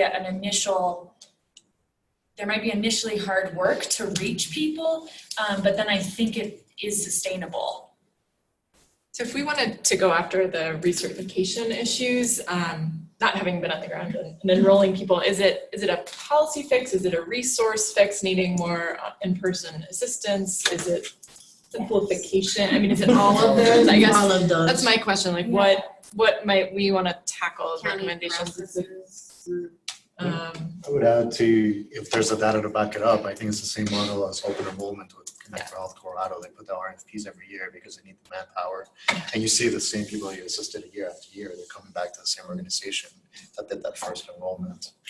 Yeah. One thing that you might consider is that open enrollment is generally at the same time for everybody. And if there was a consistent reauthorization date where everybody in the community was talking to everybody in the community saying, November 1st is our deadline, then that changes from everyone's birthday or however that goes. That is a huge policy area that would, I think, have seismic success. It would be absolutely impossible for the counties to manage 200,000 recerts on one day or one 30-day period. I mean, that's why it's rolling. I understand, but I don't believe anything is impossible, ever. I also think that talking to folks in the community about this would be really important. I know people who, from lived experience and from experts who just, they knew that their economic circumstances changed a little bit, and so they assumed, they just cut me right off whenever I make a little more money. That's how it goes. not realizing that that they needed, recertification, and, then connecting them with legal services, it was a simple fix. But because that that myth is out there that we need to bust. I do agree with that. And I think, Terry, I don't know if you can talk about if this is, so I know Code for America is working on client correspondence. I don't know if it's on SNAP R3s, but they are working on that in California and using behavioral economics approach. So actually messages that do resonate and people understand from all different levels. So using, actual words people understand. That's one way to demystify that mailing. And then I'm also hearing application assistance being R3 assistance, and then there's the text messaging piece and that BDT's done in New York, which is behavioral science as well. So I'm not sure I understand your question. So I believe Code for America is working on a consumer-focused client correspondence project with the state agencies and OIT to improve the efficacy of client correspondence. So here in Colorado, what I understand Code for America is doing with a couple of counties is reporting changes through a mobile app. That's what I understand Code for America is doing. Separately, the regional office and the national office then last year had a notice work group that was started in the Mountain Plains region, which is Virginia. That wrapped up. They created a number of model notices. They had contracted with entities. They did sort of a lot of that type of research. They went out and talked to clients.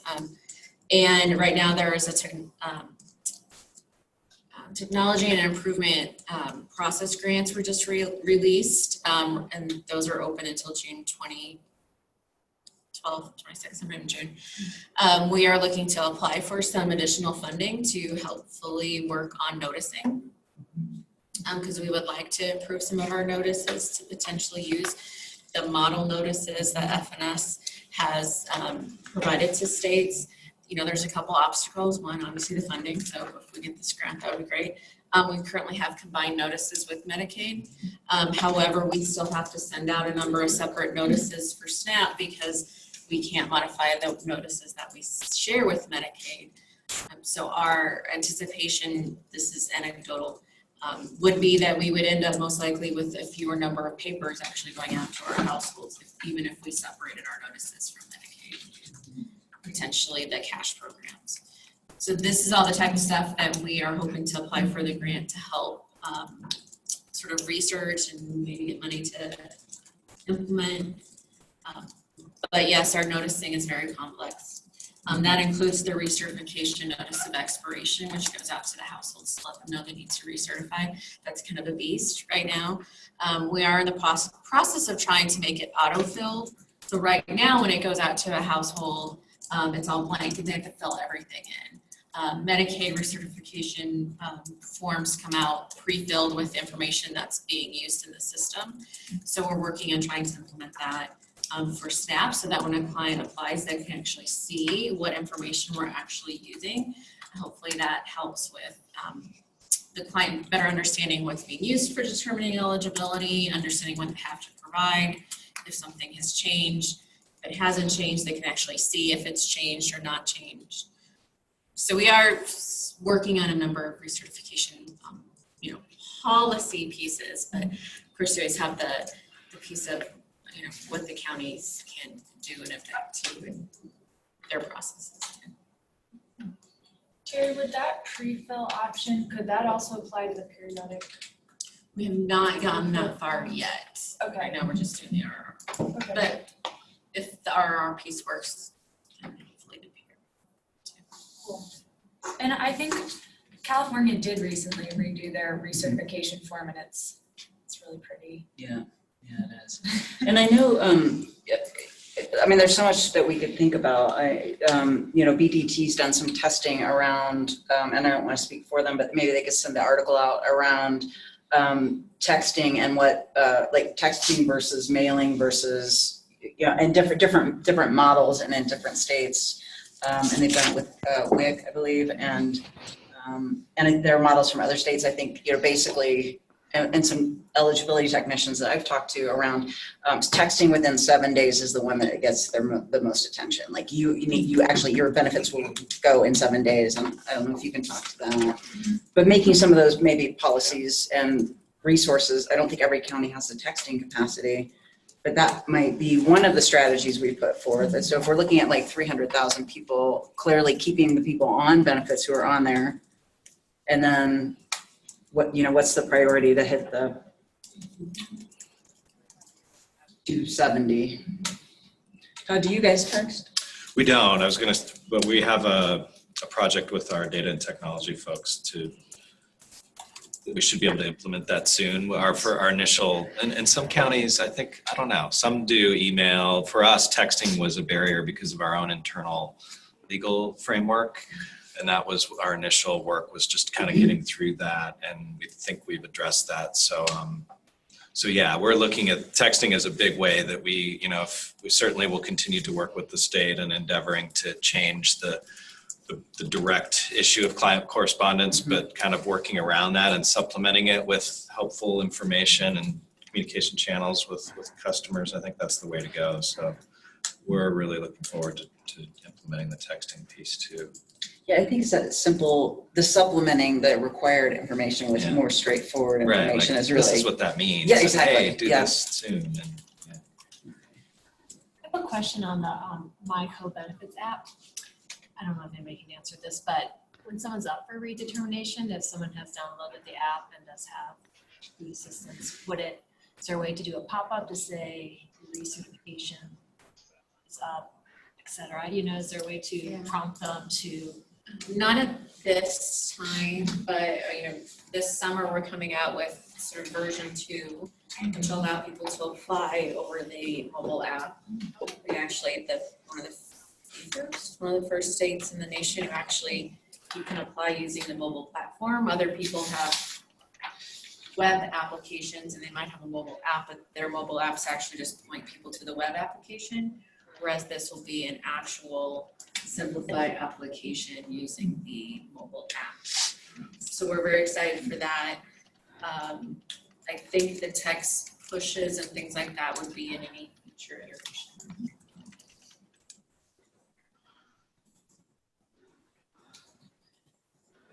I was going to offer, and I'd love to have a little discussion. It does seem like there are probably a set of policies this group could potentially put forward to work on collectively, whether it's regulatory or legislative. But then it does seem like some of these other areas need additional funding resources. Health Foundation and a lot of the other health-focused foundations in the state put a lot of money into Medicaid outreach and enrollment during the Medicaid expansion. And I'm just curious to have some dialogue. I know we have our state outreach partners for SNAP and then the WIC agencies, but what would that look like? I mean, could you envision a funding opportunity supporting counties to partner with local community-based organizations? And what would be some of the potential opportunities there? Because I think that was one of the biggest things we learned from Medicaid, at least, just having people on the ground, meeting clients where they are, providing that warm assistance really was what made the biggest difference. So I think from our perspective, this subrecipient model or partner organization model is huge. The three entities doing it right now can't get to this number without crazy increases. And so, and we've seen various success with some of our partner organizations, but My High United Way is a good success story. They're on pace to do 1,000 apps this year. Had never done before. Now they're a highly sophisticated organization, so it's a little bit easier for them to take it on. But I think the only way we get to these numbers are by bringing more folks doing this work, which is why a big part of our model is training folks to do it themselves. Because Hunger Free can't get to 305 alone. So funding along those lines and leveraging what the state's already bringing, I think this partner organization or subrecipient model has got to be something. Though doing it smart, because you'd mentioned you don't want 4 or 5 different organizations or entities doing the same thing, or not being prepared for it because they don't have the resources. So I know state's working on some of this at the moment, but to me, that's the only way we get to these numbers. No, go ahead, Anya. Yeah. Actually, I think when we think about doing it smart, I also think that means increasing the rate at which these applications also end up being enrollment. And so I'm really intrigued by how do we make it work for counties to have an outreach point person? Because we know that they're dealing with huge workloads, but we also know that really leads to better conversion rates. And it means that our application numbers are gonna look more like outcomes rather than just application numbers. So I don't have a particular vision here, but that seems like a real opportunity to work with counties to make sure that our conversion rates are good. It'd be really, I agree with that. I'd be really interested to see a robust pilot that could look at both churn rates and approval rates when there's a on-demand model at the county where interviews can happen if the application is fairly complete even, or scheduling. And then we could have some comps, right? And then potentially they could look at the reduction in workload that actually comes from not having to call the client 5 times or having them come in a couple of times. And then we might be able to, especially if it's a sophisticated county, they'll be able to measure it. Right, how many touches? Is there a way to subcontract, like, just for instance, Hunger Free Colorado's assisting with the application, could they be also subcontracted with to finish the application at the county level? And It's a federal, it's a Fed thing, yeah. But it's a good idea, yeah. So I know that's like for WIC too. So, could one person kind of at least get everybody in the door on the schedule and then have those interviews take place? But if there was a warmer handoff, like a direct, I'm on the phone with you, I'm gonna transfer you to so-and-so, here you go. Or I'm gonna walk you to whatever. I mean, that's just, we were so successful with Medicaid expansion, but there's presumptive eligibility. You get your 10 card, you're done. And so I think that's something, and being a county system, we have great partnership with the state, and many counties we have great partnerships with them as well. But I think I don't know, I almost envision regions and county partnerships all across the state to be able to really make that warm handoff happen every time. And yeah, I was going to add, I think that's a great idea. And I was going to say earlier to Brett's point, I think this is the right people are at this table, I think, to help us innovate around that, because what I'd like to learn more is just that. So to Brett's point, more people doing this work. What does that look like in terms of the outreach partner, the county, and the client, I guess, all working together? What are kind of the roles? What is maybe a best practice model that we could try? It's not going to work in every county because the counties are so different, but Sandy and I are starting to work together on an idea around this work in a healthcare setting, and we're really trying to figure out, we, County Human Services, bring that enrollment expertise to the table, plus it's a legal requirement. So where does that fit in? Where could technology support that in terms of that on-demand access? Maybe it's Skype or a call or whatever to engage with that enrollment piece when you need it. But we're also hearing from you all, and we know that really effective part of this is being out in the community where it's not in our office, where people feel more comfortable, where they have that more human support from you all that are able to do that case management and navigation, I think, better than us. So we have some folks on our staff that do that. But Jen, so what does that mix look like is a question that I'm still trying to figure out. And if we think about something being actionable, what could we do between this meeting and the next to kind of bring whatever information, if we just brainstormed information, to then actually make some recommendations. And again, they don't have to be a whole business plan, but these are the things that this work group wants to have the governing council see as the priorities, and this is why. This is why we think it's a priority. And before we have answers around the table, I want to check in with the folks on the phone. We've been doing a lot of chatting. This is Sandy, and I'll just build on what all the great ideas people have been discussing. And looking at the numbers, Jennifer, that you put up, I think the other best practice, I think, is shifting from food insecurity screening. I mean, continuing to do that, but first prioritizing enrollment of Medicaid beneficiaries in SNAP and WIC. And it's a really different question. It's, are you enrolled in these programs that will help your health, not are you struggling to afford food? And then using all of the great ideas that people have been talking about to make sure that the handoffs are warm, people aren't being dropped, and there's a county outreach person. I think that would be so exciting, and I don't know of anyone, certainly in the health field, that are prioritizing that. So I think it would be interesting to see how we could do that well. Anyone else on the phone? I know that for this, Heather, at BDT, I know that we're still evaluating some of the results of this New York City recertification project that we're doing with texting. It also includes like a warm handoff to somebody for their interview for recertification.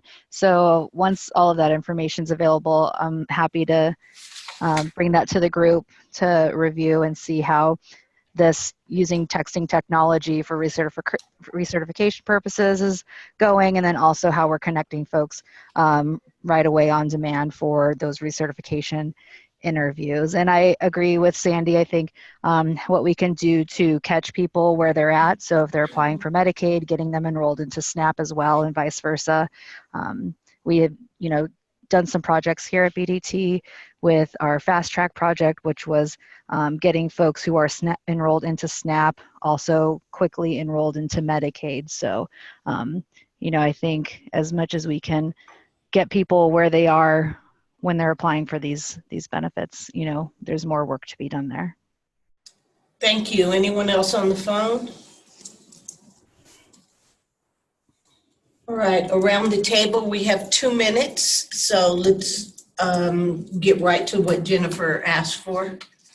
I would like to contribute, agreeing with everyone on the phone. I think the potential that health systems have is tremendous because of the amount of people that we see. We have a great partnership with Hunger Free and getting a lot of data back. Our revenue management team or volunteer services, we're having interactions with Medicaid beneficiaries, and that could be a touch point in which we engage and we know that they're coming up for recertification. Now the question that we're asking is not about food insecurity, is this is who you need to reach out to, or I can assist you with this recertification. And we have a lot of underutilized roles in the health system that are unpaid that we can train. Maybe setting up a strategy where we can choose a couple of health systems that we can affect these numbers and go through volunteer services and determine if that will affect, but helping with recertifications and that application assistance. Thank you. Anyone else offering? Is there anything you want to know between this meeting and the next meeting, information-wise, that would help us form the priorities that we want to?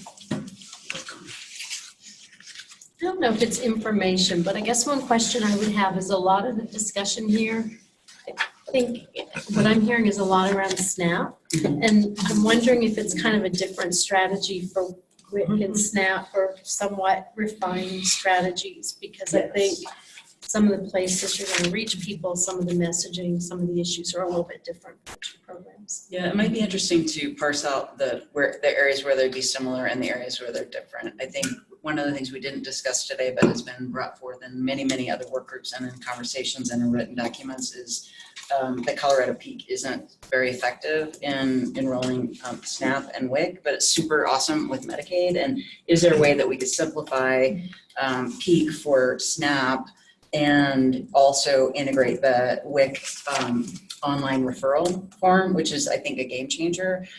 So there are, I agree, there's different strategies, but a lot of the people are going to be in those same spaces and places in the community where they would have that relationship to get the information. And certainly the messaging and marketing of nutrition and health is a carryover. But yes, I mean, we're talking about the county eligibility system versus the local public health enrollment. And so there are differences. I don't know if this group would like that documented, those differences, in order to.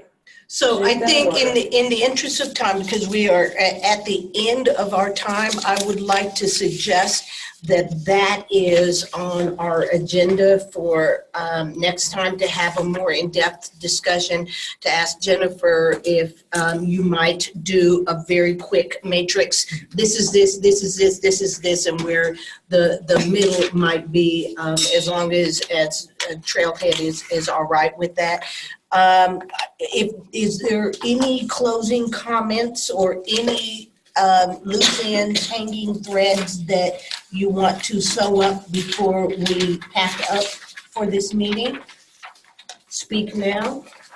I would say, given the recertification discussion, maybe there's lots of information already out there, but maybe it would be helpful at a future meeting to walk through that in a little more depth and think about where are those barriers and where there may be solutions that I would need to know sort of where there are opportunities before I feel comfortable saying, here's our priority. Excellent, thank you. So we still have a little bit more research to do in that regard. And maybe it's not research, maybe it's just pulling in the right person to kind of talk through that in a little more detail. Okay. Alexis, do you mean like how the process actually works or should work? Well, it sounded to me, again, just that there are multiple barriers, like there's the process, but then there's communications pieces. I don't know, maybe it's both from like systems perspective, but then also from the client perspective, perhaps. I don't know. Right, like sort of like the list that Jennifer went through, that Workgroup 1 sort of laid out the barriers. Yeah, I do agree that they're kind of nuanced for recertifications and for preventive insurance. So I think we could maybe use that as a model and break it down further for recertifications or periodic report forms. Is that what? Yeah, I think there's some good research out there, and that might be a good basis for a discussion, like research on different models that have been tested, and then sort of states that have narrowed that gap from 25 to 5% churn, and what does that look like? And so, Terry, you are in a unique position of having a lot of the answers for what this group will need. And I think that perhaps to Alexis's question, if you have kind of a flow sheet or a flow map, this is how it goes, simple, sort of like the how a bill becomes law kind of thing, that can be helpful. That would be great to share. Thank you all. We are 2 minutes late. I regret that. I'm sorry. Thank you for everyone on the phone participating today and for the presentations that we had. If there are loose ends that we didn't touch, would you please make sure to be in touch with Kevin? It is really important that you fill out these evaluation sheets. I'll be standing at the door barring your exit until you get this turned in to Kevin. Thank you. Have a great month until we see you again.